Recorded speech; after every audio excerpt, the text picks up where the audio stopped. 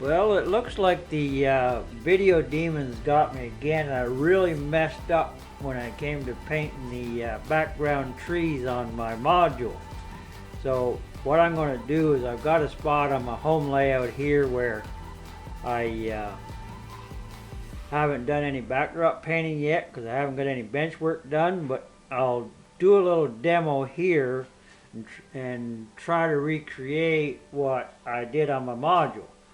And to start off with, I mix up some paint. I mix up white, and I mix up a little dab of blue and a little dab of black, and I mix that up to try to make a nice, almost like a purpley haze kind of background look.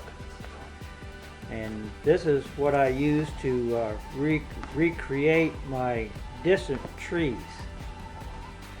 And you can go and create a little more of a purple haze or a little grayer or whatever you desire.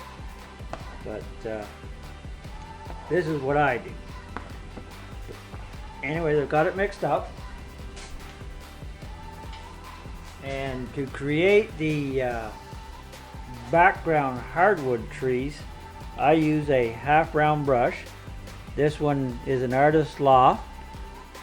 Can't remember what size this is, but it looks like about a 1/2 inch. And I just very lightly dab it in the paint, and then I just, where I want my distant trees to be, I just go and dab it on. And I don't want a really heavy look here because it is distance, and just go ahead and just try to create that effect. You don't ever need a whole lot on your brush. You just it seems that the lighter you go, the better it looks. So this is what I do for deciduous trees in the background. And I'll even go ahead and try to recreate that little area where I was going to do the creek on the backdrop, and I'll show that to you as well when I get to the finished backdrop. But I just did a little dip in there like that, and then just, yeah, I even like the ones where the brush is almost drier, and it creates a really light look, like so. There we go. Now, when I'm doing the conifer trees,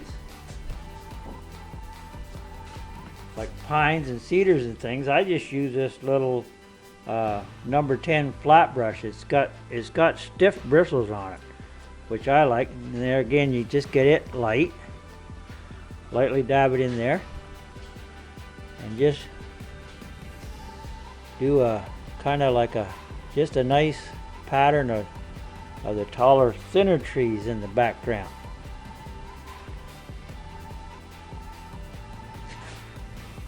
Just about run out of space here, so let's go ahead and move you over just a bit. There we go.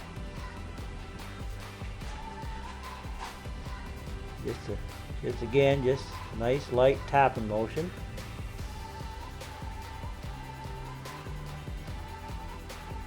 And by going up, down, or whatever, you create the illusion of hills or no hills or whatever. And that there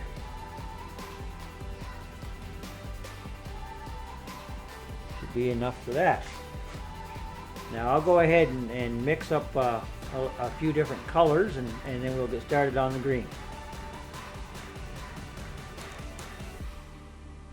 Alright, what I did was that gray color I had, I just mixed some yellow with it to make one shade of green, and then I got some straight yellow here by itself, and then I took some yellow and black and made a darker shade of green, and then I just got some straight sap green and some straight hunter green, and we will do our different shades.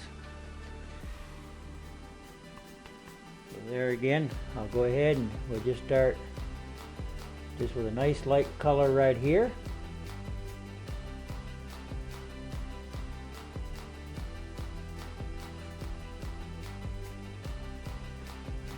Maybe add a little yellow to that.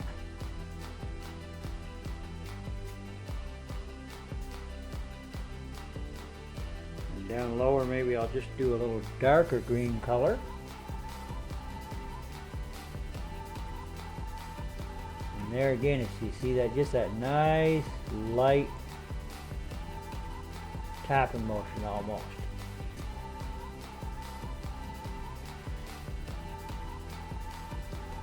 And then just use your different lighter greens just to get different shades and different highlights in there, so it looks like you got just different rows of trees.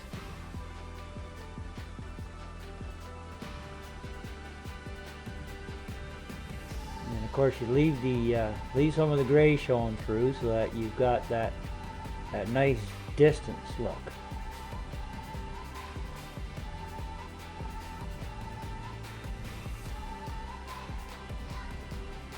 Just there again, is you don't want to get too much paint on your brush because you want the bristles to kind of leave the leaf detail. Now it doesn't have to be too distinct because these are distant trees, but you don't want it to be just a blob either.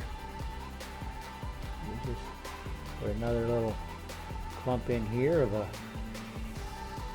just a different color characteristic.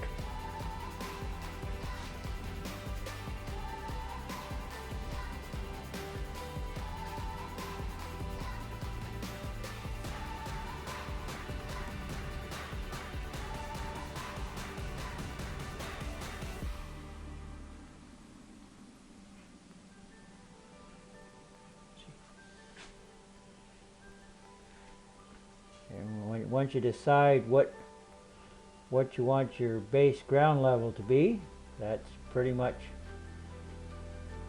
it. I'm going to go, we'll take about that line right there and just use that as a ground level.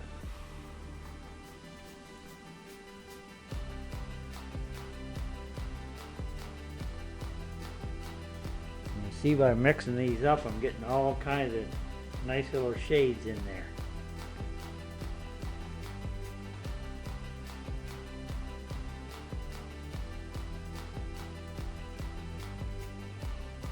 Basically, there you go, with just not a really heavily loaded brush. You just go ahead and kind of dab it on.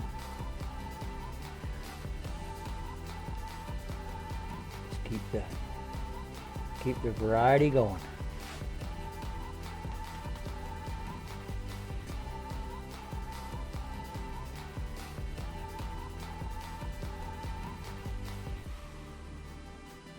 Just like so.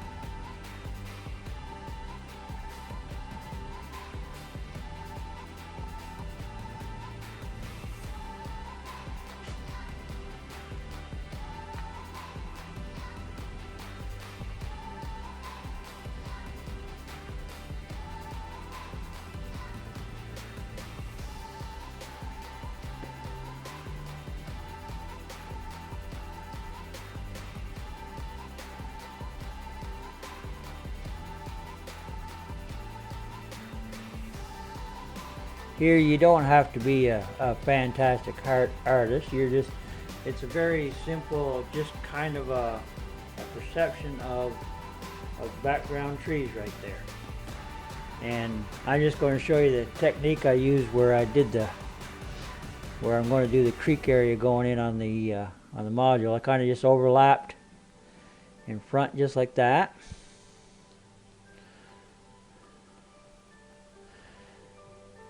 There we go.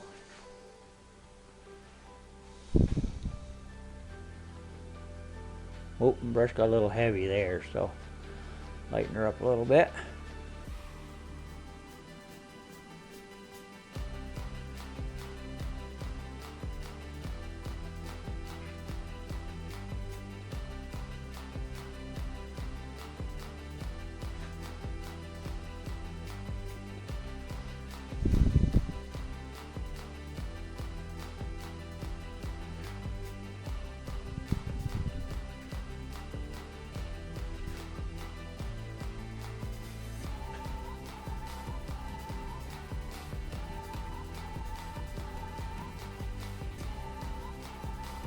getting all kinds of nice little shades in there.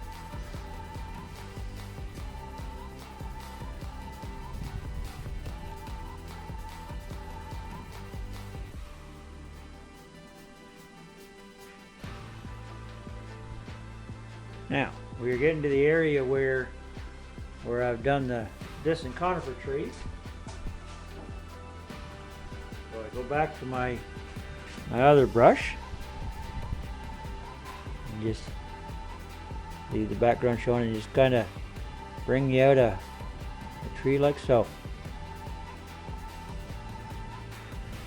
And just do the different shades.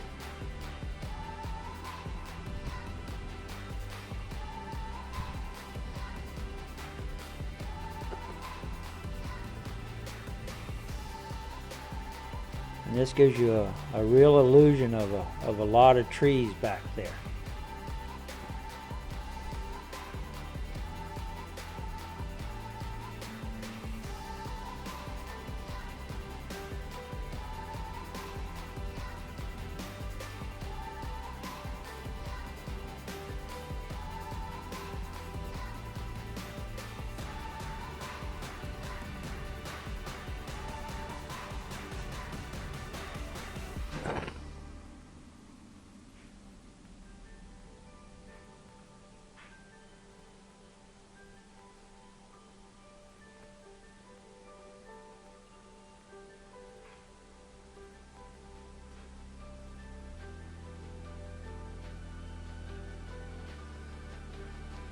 It's just keep just tapping her in nice and light, just nice light little taps.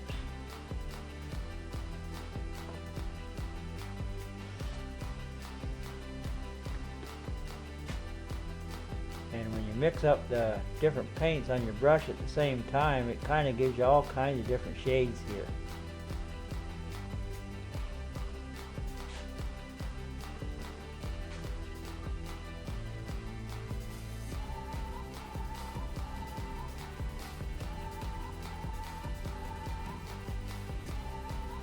There we go.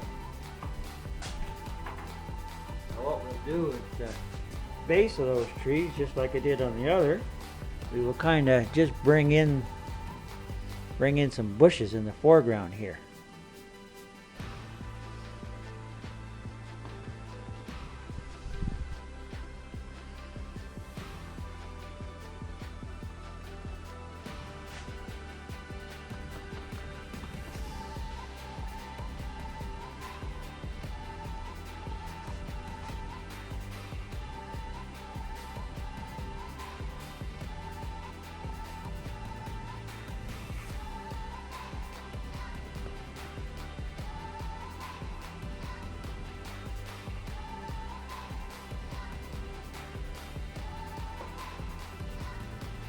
There we go. And that is just how I did my backdrop. So anyways, I'll stop this and then I'll show you the backdrop that I ended up with. Alright, there we are. There's the background scene on my diorama, my module. And continues over to there. That's the end of her. And then down here, of course, where the lake is going to be, I'm going to have to put a bit of a shore here. And then the creek is going to disappear in behind there a little bit. When you pan out and take a look at her from a bit of a distance, I think it looks pretty good. It just gives you the illusion of a lot of background trees. So thank you for watching, and next we'll start on the lake.